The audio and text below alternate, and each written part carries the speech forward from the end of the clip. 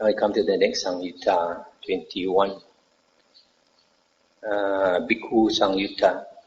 Bhikkhu are monks, monks who are fully ordained. 21.1. On one occasion, the Blessed One was dwelling at Savatthi in Jeta's Grove, Anathapindika's park. There, the Venerable Mahamoggallana addressed the monks thus: "Friends, monks." "Friend," those monks replied. The Venerable Mahamoggallana said this: "Hear, friends, while I was alone in seclusion, a reflection arose in my mind thus. It is said, 'Noble silence, noble silence.' What now is noble silence?"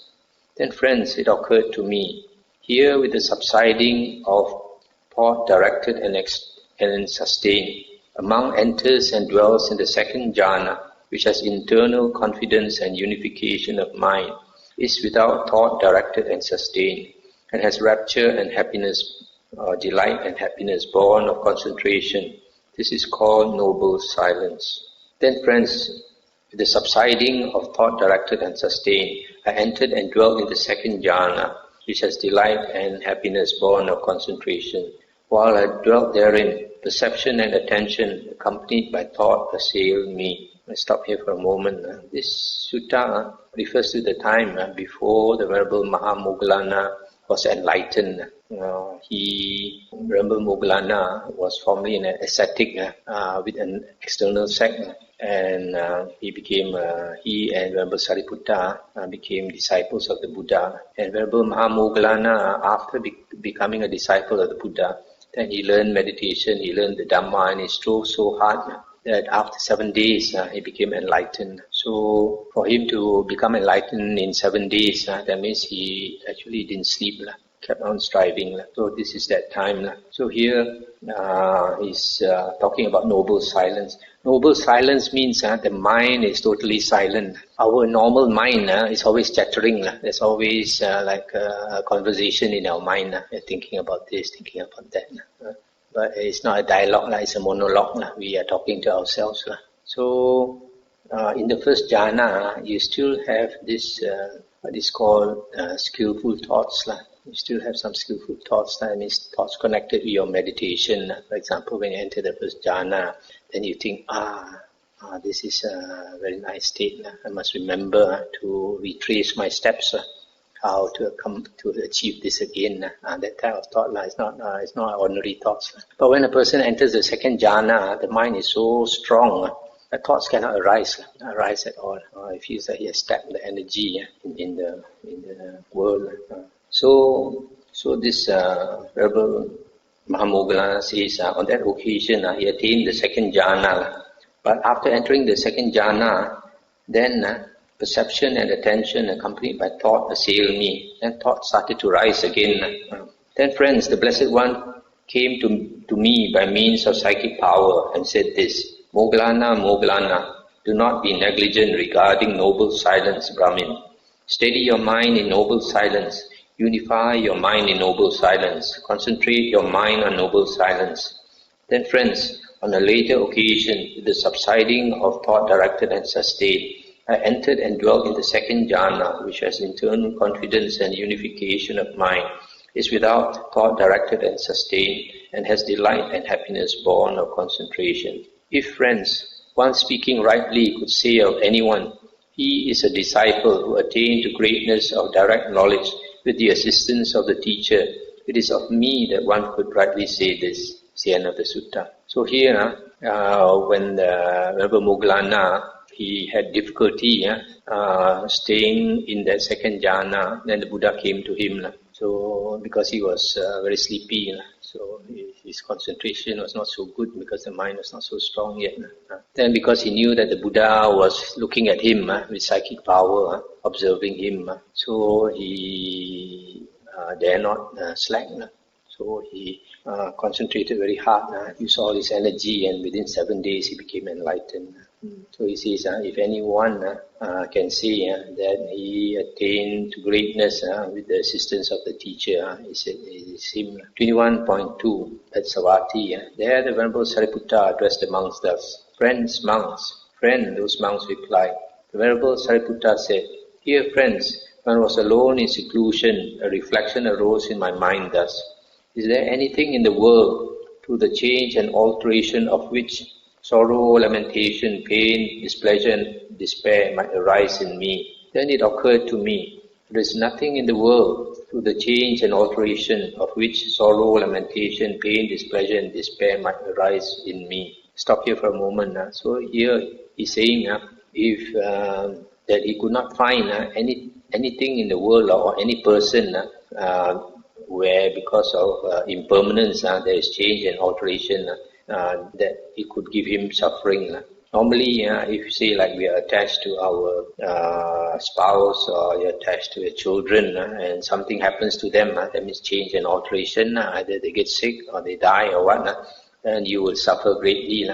But he says he could find nothing that could make him suffer. When this was said, the Venerable Ananda said to the Venerable Sariputta, "Friend Sariputta, even if the teacher himself were to undergo change and alteration, wouldn't sorrow, lamentation, pain, displeasure and despair arise in you?" Let's stop here for a moment. So here Venerable Ananda wanted to test him. He said, because Venerable Ananda knows that there's nobody Venerable Sariputta loves and respects more than the Buddha. So he says, what if something happened to the Buddha? Would you feel any sorrow? And Venerable Sariputta said, "Friend, even if the teacher himself were to undergo change and alteration, still sorrow, lamentation, pain, displeasure and despair would not arise in me.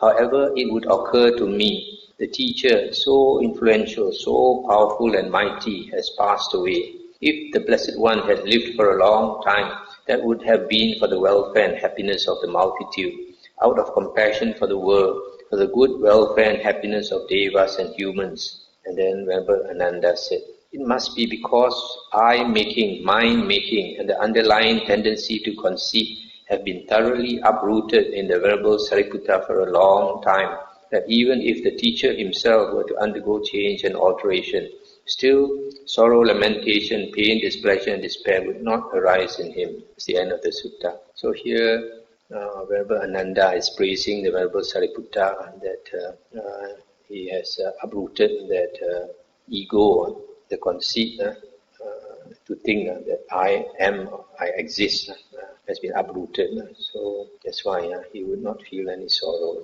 21.3. On one occasion, the Blessed One was dwelling at Savatthi in Jeta's Grove, Anatta Pindika's park. Now on that occasion, the Venerable Sariputta and the Venerable Mahamoggallana were dwelling at Rajagaha in a single dwelling in the bamboo grove, the squirrel sanctuary. Then in the evening, the Venerable Sariputta emerged from seclusion and approached the Venerable Mahamoggallana. He exchanged greetings with the Venerable Mahamoggallana, and when they had concluded their greetings and cordial talk, he sat down to one side and said to him, "Friend Moggallana, your faculties are serene, your facial complexion is pure and bright. Has the Venerable Mahamoggallana spent the day in a peaceful dwelling?" And he said, "I spent the day in a gross dwelling, friend, but I did have some Dhamma talk." And Venerable Sariputta asked, "With whom did the Venerable Mahamoggallana have some Dhamma talk?" And Venerable Mahamoggallana said, "I had some Dhamma talk with the Blessed One, friend." And Venerable Sariputta said, "But the Blessed One is far away, friend. He is now dwelling at Savatthi in Jeta's Grove, Anatta Pindika's park. Did the Venerable Mahamoggallana approach the Blessed One by means of psychic power? Or did the Blessed One approach the Venerable Mahamoggallana by means of psychic power?" And Venerable Mahamoggallana said, I did not approach the Blessed One by means of psychic power, friend, nor did the Blessed One approach me by means of psychic power. Rather, the Blessed One cleared his divine eye and divine ear element to communicate with me, and I cleared my divine eye and divine ear element to communicate with the Blessed One. I stop here for a moment. So here, Mahamoggallana said he did not fly to the Buddha, and the Buddha did not fly to see him, but because they have the heavenly eye and the heavenly ear, even though so far away they could see each other and they could talk to each other. What kind of Dhamma talk did the Venerable Mahamoggallana have with the Blessed One? And he said, "Here, friend, I said to the Blessed One, Venerable Sir, it is said, one with energy aroused. In what way, Venerable Sir, does one have energy aroused?" The Blessed One then said to me, "Here, Moggallana, a monk with energy aroused dwells thus. Willingly, let only my skin, sinews and bones remain, and let the flesh and blood dry up in my body. But I will not relax my energy so long as I have not attained what can be attained by manly strength, by manly energy, by manly exertion. It is in such a way, Moggallana, that one has aroused energy. Such friend is the Dhamma talk that I had with the Blessed One. So here the Buddha says, a monk who is energetic will think, let my body wither away, but I will not relax my energy until I have attained what can be attained by manly exertion. And then Venerable Sariputta said, friend, compared to the Venerable Mahamoggallana, we are like a few grains of gravel compared to the Himalayas, the king of mountains. For the Venerable Mahamoggallana is of such great psychic power and might that if he so wished, he could live on for an aeon. Let's stop here for a moment. So here the Venerable Sariputta says that Venerable Mahamoggallana, his psychic power is so great that if he wanted to, he could live for this aeon, this life cycle, not a world cycle, life cycle. Life cycle means like during the time of the Buddha, the average lifespan was supposed to be 100 years.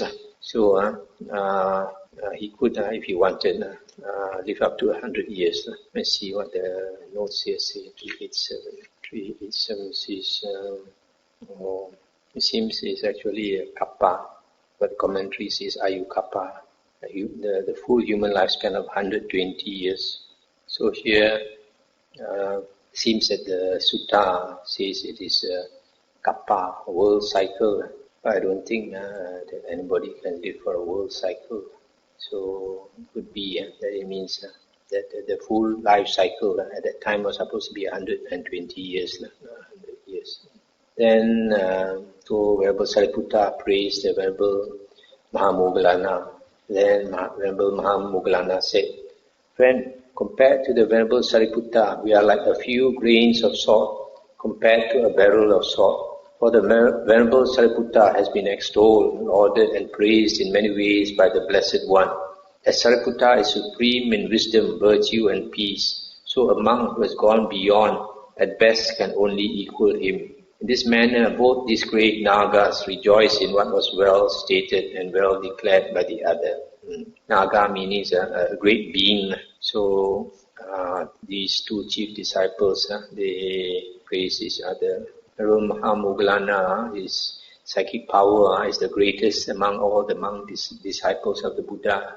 And Venerable Sariputta, his wisdom is the greatest among all the monks. 21.4, Sabbati. Now on that occasion, a certain newly ordained monk, after returning from the alms round, would enter his dwelling after the meal and pass the time living at ease and keeping silent. He did not render service to the monks at the time of making robes. Then a number of monks approached the Blessed One, paid homage to him, sat down to one side, and reported this matter to him. Then the Blessed One addressed a certain monk thus, come monk, tell that monk in my name that the teacher calls him. Yes, noble sir, the monk replied. And he went to the monk and told him, the teacher calls you friend. Let's stop here for a moment. You see, monks, when monks live in a monastery and there's something to be done, generally, all the monks should come together and help. That is expected because we live together. We should cooperate and help each other. But if a monk does not come, sometimes the other monks are not happy with him. So like in this case, yes friend, that monk replied. And he approached the Blessed One, paid homage to him and sat down to one side. The Blessed One then said to him, is it true, monk, that after returning from the alms round, you enter your dwelling after the meal and pass the time living at ease and keeping silent, and you do not render service to the monks at the time of making robes? And he said, I am doing my own duty, Venerable Sir. Then the Blessed One, having known with his own mind the reflection the monk's mind, addressed the monks thus, monks, do not find fault with this monk. This monk is one who gains at will, without trouble or difficulty, the 4 jhanas that constitute the higher mind, and provide a pleasant dwelling in this very life. And he is one who, by realizing it for himself with direct knowledge, in this very life enters and dwells in that unsurpassed goal of the holy life, for the sake of which clansmen rightly go forth from the household life into homelessness.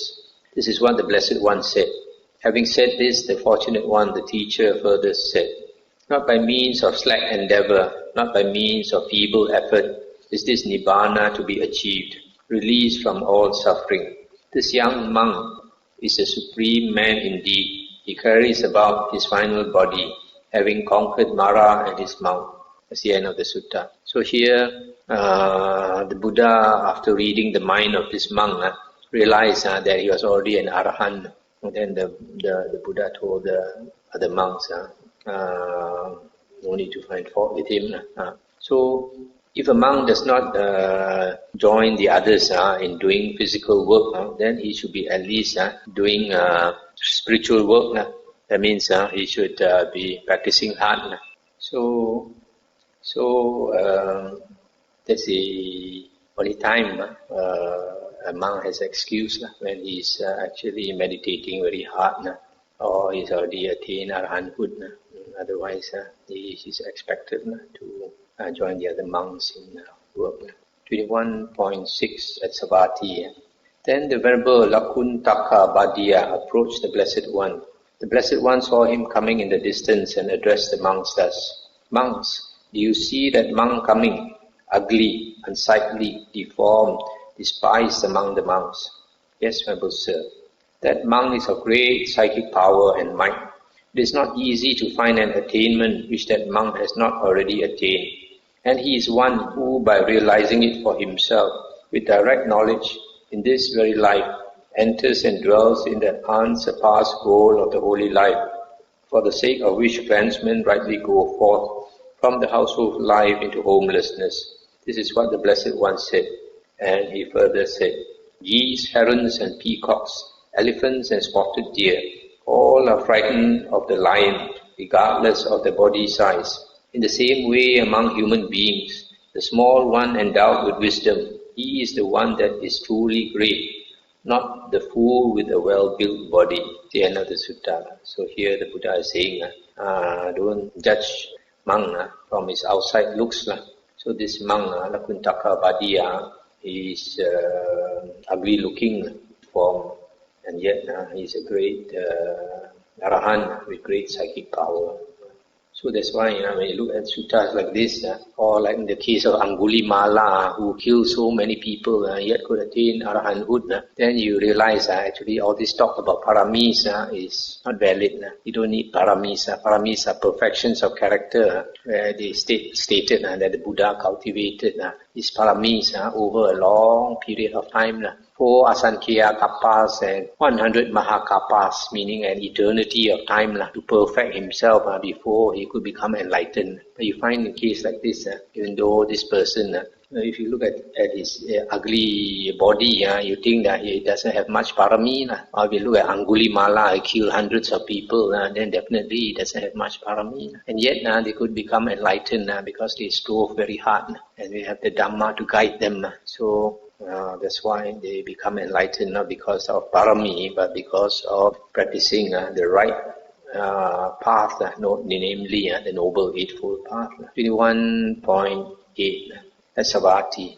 Then the Venerable Nanda, the Blessed One's maternal cousin, put on well-pressed and well-ironed robes, painted his eyes, took a glazed bowl, and approached the Blessed One. Having paid homage to the Blessed One, he sat down to one side. And the Blessed One said to him, Nanda, this is not proper for you, clansman who has gone forth out of faith from the household life into homelessness, that you wear well-pressed and well-ironed robes, paint your eyes, and carry a glazed bowl. This is proper for you, Nanda, a clansman who has gone forth out of faith from the household life into homelessness, that you be a forest dweller, an alms-food eater, a rag robes wearer, and that you dwell indifferent to sensual pleasures. This is what the Blessed One said, and he further said, When shall I see Nanda as a forest dweller, wearing robes stitched from rags, subsisting on the scraps of strangers, indifferent towards sensual pleasures? Then some time later, the Venerable Nanda became a forest dweller, an alms-food eater, a rag robes wearer, and he dwelt indifferent to sensual pleasures. That's the end of the sutta. So you see, this Nanda was the sometimes you say it's the half brother of the Buddha. It's actually the cousin, because Nanda was supposed to be the son of Mahapajapati. The Buddha's mother passed away 7 days after giving birth to the Buddha. And then the sister, the mother's sister, was Mahapajapati. She looked after the Buddha as though her own son. At the same time, she gave birth to Nanda. So in a way they grew up together. So after the Buddha became enlightened, Buddha managed to persuade Nanda to renounce. But Nanda was not very keen to renounce, to become a monk. He was engaged to a beautiful girl, supposed to get married. And then the Buddha led him to the forest and ordained him. So because he was not eager to become a monk, he was still very worldly. His robes also he will iron and painted his eyes. This thing, like some monks nowadays. But because he mixed with ascetic monks slowly, and the Buddha criticized him, so he felt ashamed. Then he changed his ways, became an ascetic monk, and also realized enlightenment. So actually, a lot of people, in a way, are like that. They come into monkhood with a lot of worldly habits, and very delicate. There are some people come and wear the robe, very delicate, very sissy like that. But over the years, if they live in the right environment, like in a forest monastery, they have to climb up the hill to clean the water source. They have to do all kinds of work, repairing the water pipe, sweeping the floor, and all that. And then years later, they become tough. So that's the sutta. 21.9 Athavati. Then the Venerable Tissa, the Blessed One's paternal cousin, approached the Blessed One, paid homage to him, and sat down to one side, miserable, sorrowful, with tears streaming down. Then the Blessed One said to him, Tissa, why are you sitting there, miserable, sorrowful, with tears streaming down? Because, Venerable Sir, the monks have attacked me on all sides with sharp words. And the Buddha said, that, Tissa, is because you admonish others, but cannot bear being admonished yourself. Tissa, this is not proper for you, a clansman who has gone forth out of faith from the household life into homelessness, that you admonish others, but cannot accept admonition in return. This is proper for you, Tissa, a clansman who has gone forth out of faith from the household life into homelessness, that you admonish others and accept admonishment in return. This is what the Blessed One said. Having said this, the Fortunate One, the teacher, further said, why are you angry? Don't be angry. Non-anger is better for you, Tissa. It is to remove anger, conceit and scorn that the holy life is lived, Tissa. It's the end of the sutta. So you see, this Tissa, he like to criticize others. It's very easy to see other people's fault. So he criticized others. But when other people saw his fault and they criticized him, he was not happy, could not take it. So the Buddha said, the holy life is lived to remove anger, conceit and scorn. So as we progress in the holy life, slowly, our anger should reduce, our ego should reduce. If people practice the wrong way, you find the ego increase. They think they have some attainment. Instead of being more humble, they become more arrogant. So also the temper don't go down. So you are practicing the right way. Definitely your ego and your temper should go down. So the Buddha advised him, if you advise others, you should accept advice from other people also. So we live the holy life to cut our ego. So it is proper that we accept criticism whenever we think it's coming from somebody who is sincere. So we stop here tonight. Question?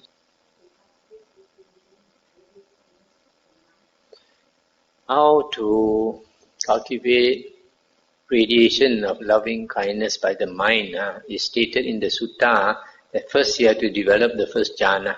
After you develop jhana, then your mind is strong. And only you can radiate loving kindness. That is the way taught in the suttas.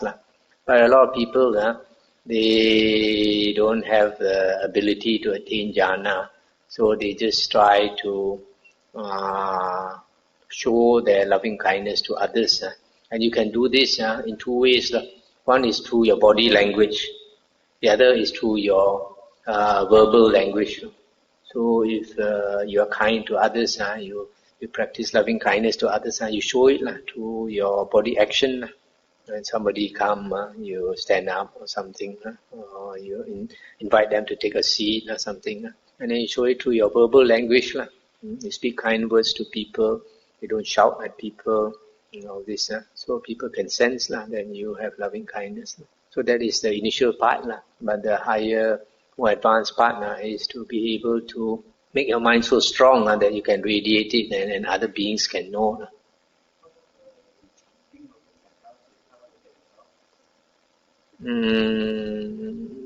I think that won't help so much, because when you chant that one, firstly, you got to know what you're chanting, because these spirits, these devas and ghosts, they can read your mind.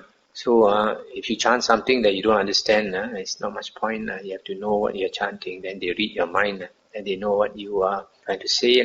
So if some of them, when they listen to the chanting and they understand what you are saying, then they may react positively. But some of them, if they are too fierce, then words will not help. They may still attack you or something.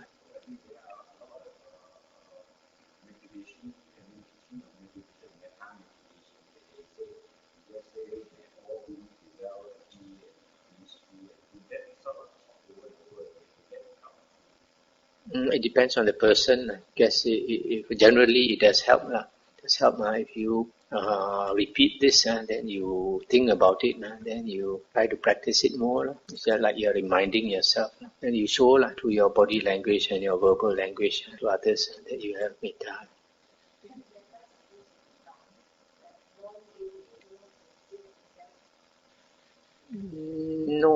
No. But what is true is that just now you talk about boundless metta. That is a very advanced stage. If you can have boundless metta, that means you are able to radiate metta boundless, and then you have achieved the arupa jhana state. But most people even if you don't achieve that, if you are able to radiate, that means you have some jhana. And if you have some jhana, according to the suttas, you are no more. You don't. You have overcome the passions. And when you say passions, generally refer to anger and lust. So if a person has attained jhana, these two go down to considerably. Your lust and your anger will go down considerably, but not the ego. The ego has to be eliminated by wisdom, by understanding the Dhamma, which is the vipassana in the Buddha's teachings. Vipassana is contemplation of the Dhamma. After hearing the Dhamma or reading the Dhamma, then you contemplate and you understand, then you have wisdom. The depth of wisdom also depending on your jhana. If you have more samadhi, then you have deeper wisdom. If you don't have samadhi, you don't have concentration, then you have shallow wisdom. So like in the case of Devadatta, he had strong jhana, but the ego was still very strong. So he had evil desires.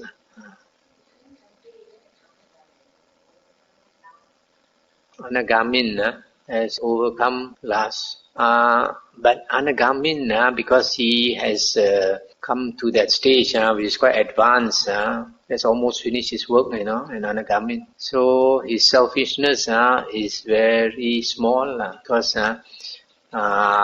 he has only 5 higher fetters remaining, and that 5 higher fetters are attachment to the form realm, attachment to the formless existence, formless rebirth, and then ignorance, and then conceit and restlessness. So this conceit is that I am, I exist. So it's not that strong selfishness, just a minute pinch of ego.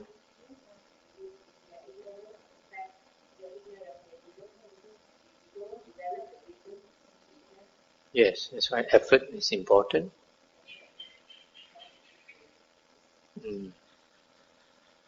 Okay, there are some people who do charity, but they are very greedy for merit. So like they're very selective who they give their charity to. On the other hand, there are some people who are really generous. They help everybody that they can. My old devotee in Penang, Tao Yi, she supports any monk that comes to her house. She doesn't pick and choose, and doesn't criticize monks like some people. They're very selective who they give dana to, and they don't like a particular monk. They'll talk bad about the monk and all that. It's not a good practice.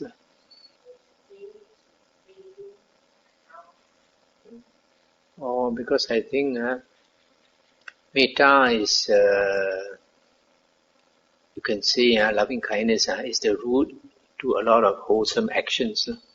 If you have metta, then you have charity, generosity in your heart. You want to help others. And also, if you have metta, loving kindness, you don't want to harm others. So you don't want to kill, you don't want to steal, you don't want to break up people's families by committing adultery, you don't want to lie and cheat people. So metta is the root of a lot of wholesome actions and conduct. That's why metta, loving kindness, is so important.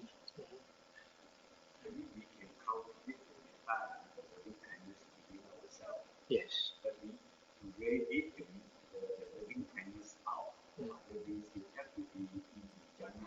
Yes.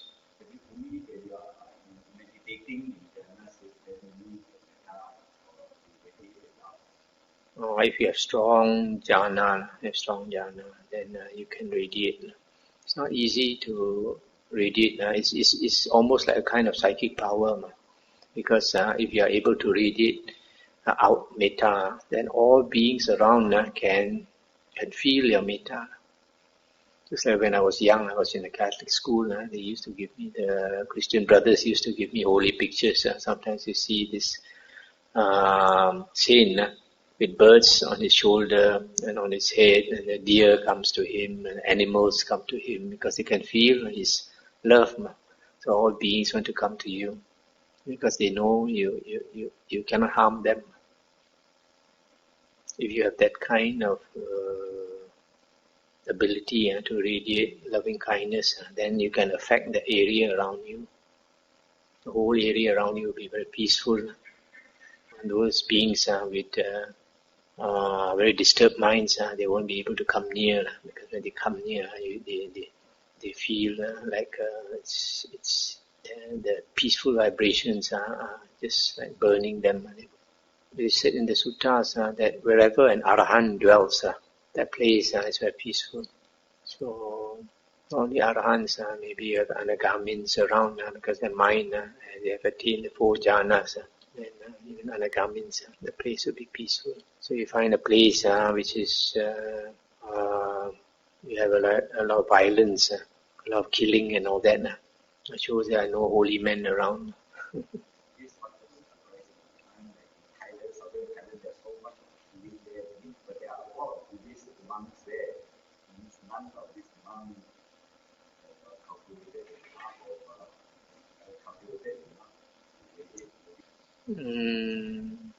Maybe most of them are in the north. Okay, shall we end here?